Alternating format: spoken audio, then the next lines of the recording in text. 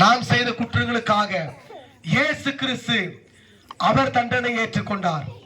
அன்பு சகோதரனே சகோதரியே, பாருங்க, நாம நிற்க வேண்டிய குற்றவாளி கூண்டிலே இயேசு கிறிஸ்து அவரை கைது பண்ணி கொண்டு போகிறார்கள்.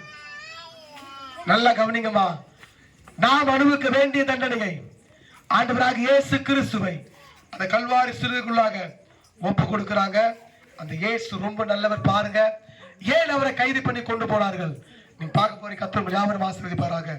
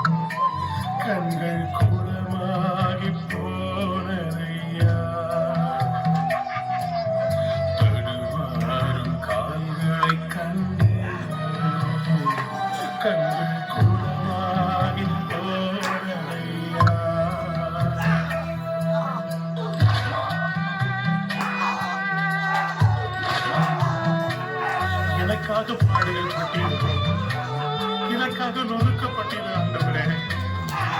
என் மேல் விழ இருந்த ஆக்கினை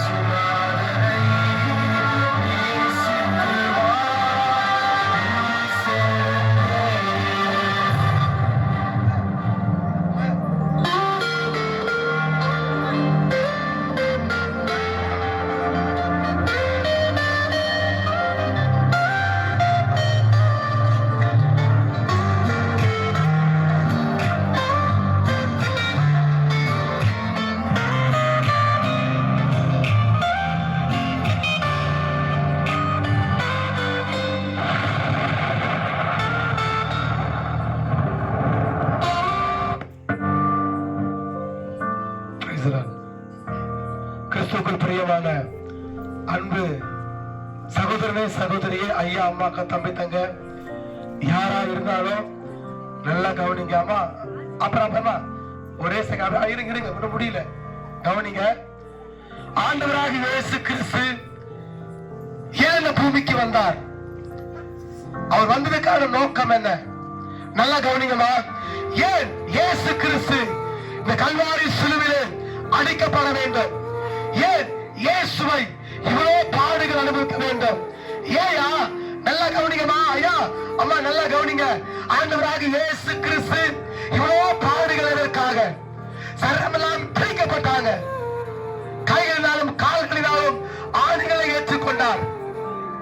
ஏன்? எதற்காக? ஒரே செகண்ட்ல கவனிங்கம்மா. ஒரே ஒரு நோக்கம் தான்.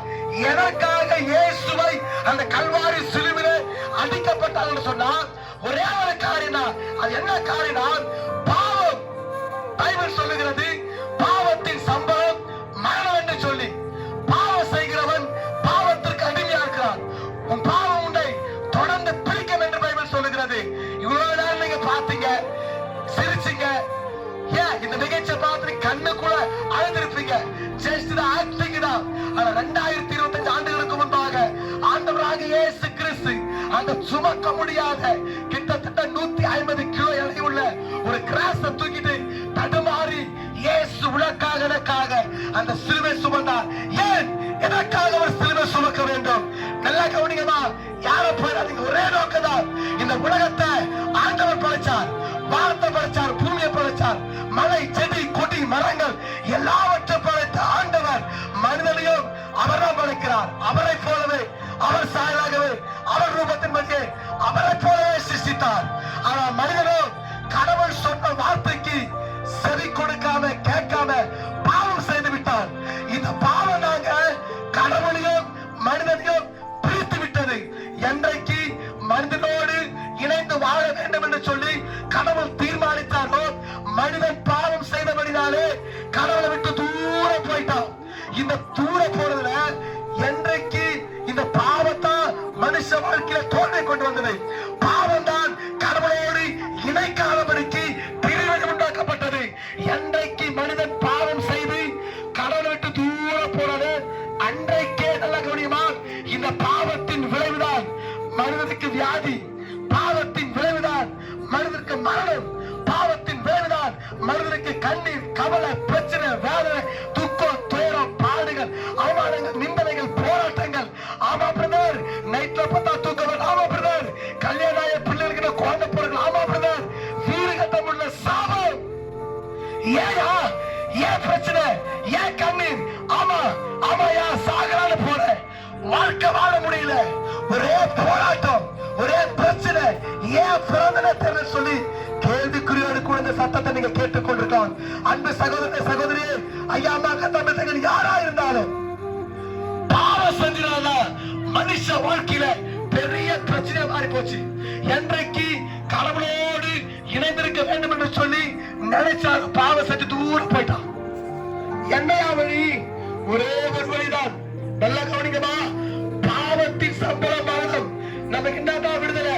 வேதம் சொல்லுகிறது தேவன், நல்ல கவனிக்கமா, நம்மீது வைத்த அன்பின் நிமித்தமாக தம்முடைய ஒரே பேரான குமாரனாகிய இயேசு என்கிற கடவுளை உலகத்திற்கு அனுப்பினார். 33 வருஷம் இந்த பூமியில வாழ்ந்தார். 3 வருஷம் ஊழியம் செய்தார். சமாதானம் இல்லாம, சந்தோஷம் இல்லாம, கண்ணீரோடு, கவலையோடு, பிரச்சனையோடு, வேதனையோடு, வியாதியோடு, பல போராட்டங்களோடு, நிம்மதியே இல்லாத வாழ்க்கையில உடைக்கப்பட்டு எல்லா ஜனங்களும் இயேசு போய் எல்லாரையும் தொட்டார், சுகம் கொடுத்தார், சமாதானம் இல்லாத சமாதானம் பெற்றுக் கொண்டாங்க. அன்பு சகோதர சகோதரியே, இயேசு அற்புதங்களை அடையாளம் செய்தார். அந்த இயேசுவை தான் கல்வாரி சிலுவிலே நாம செஞ்ச பாவம். இதே பாவம். நல்லா கவனிக்கமா. பாவத்தின் சம்பளம் மரணம் என்று சொன்ன பாவம் செய்கிற ஆத்துமா எங்க போவோம்? நரகத்துக்கு போவோம். நீங்க பாத்தீங்க காட்சிய. வேதம் சொல்லுகிறது அங்கே நரகத்தினுடைய வேதனை சொன்னா நரகத்துல அக்கினி ஆவியாக நெருப்பு அணையவே அடையாது, அழுகையும் பற்கடிப்பு உண்டா இருக்கும். ஒரு மனிதன் பாவம் செய்து அதாவது மறித்து அவன் ஆத்துமா நரகத்துக்கு போனா, ஐயோ என்ன காப்பாற்றுங்க, வேதனை தாங்க முடியும்.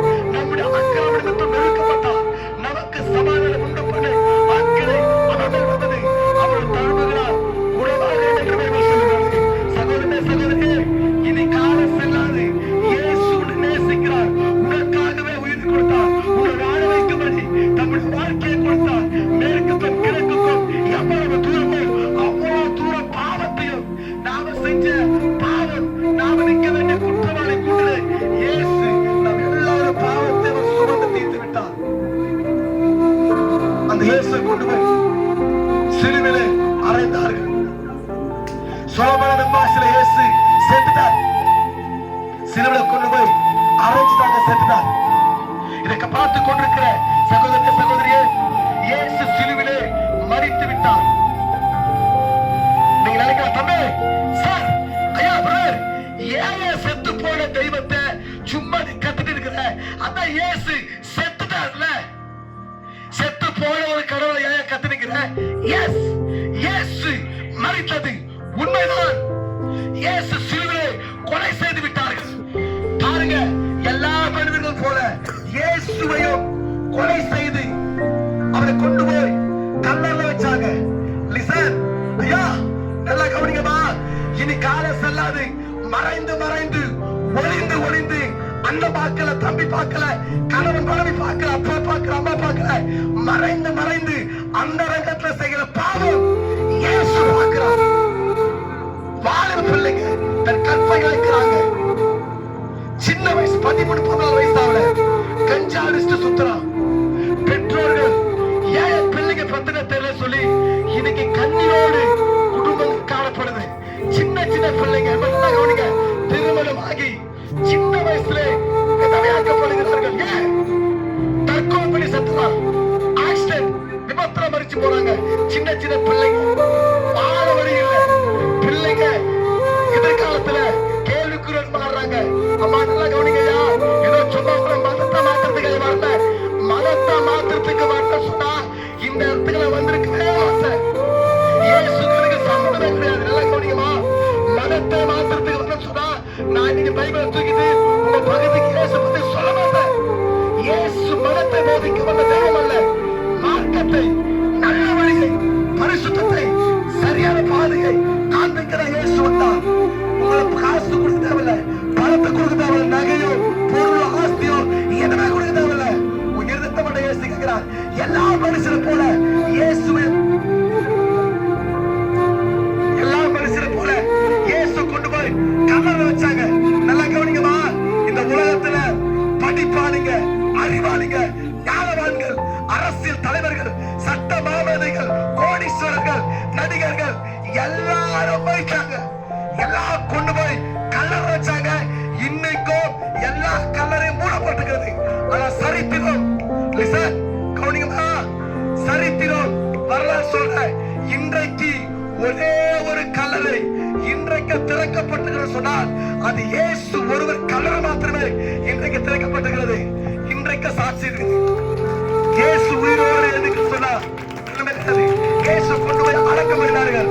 வேத வாக்கியத்தின்படி இயேசு கல்லறையில வைத்து கல்லறை பிடித்து அவர் 3ஆம் நாளிலே இயேசு உயிரோடு எழுந்து இயேசு இன்றைக்கு உயிரோடு ஜீவிக்கிறார். நாங்கள் கட்டுக்கதை அல்ல. இயேசு உயிரோடு வரல சொன்னா நாங்க பகுதிக்கு வந்திருக்கவே மாட்டேன். இதற்கு நாங்களே சாட்சிகள். பிளீஸ் பாஸ்டர் தான் முன்னாடி நல்லா இருக்கும். இந்த பாஸ்டர் முன்னாடி நல்லா இருக்கும். இயேசு மரித்தார். வேத வாக்கியத்தின்படி அடக்கப்பட்டு 3ஆம் நாள்ல உயிரோடு எழுந்து இன்றைக்கு இயேசு உயிரோடு ஜீவிக்கிறார். இதற்கு நாங்களே சாட்சிகள். ஐயா, வேதம் சொல்லுகிறது இயேசு செத்த தெய்வம் அல்ல. இன்றைக்கும் சரித்திரம் இயேசு உயிரோடு இருக்கிறார். இயேசு இன்றைக்கும் ஜீவிக்கிறார். இயேசுவை வேதம் சொல்லுகிறது தம்மை நோக்கி கூப்பிடுகிற யாவருக்கும் அவர் சமீபமா இருக்கிறார். கண்ணீரா, கவலையா, பிரச்சனையா, வேதனையா, துக்கமா, போராட்டமா, எப்பேற்பட்ட நிலைமையாக பரவாயில்ல, நாங்கள் அறிவிக்கிறது இயேசு உங்களை வாழ வைப்பார்.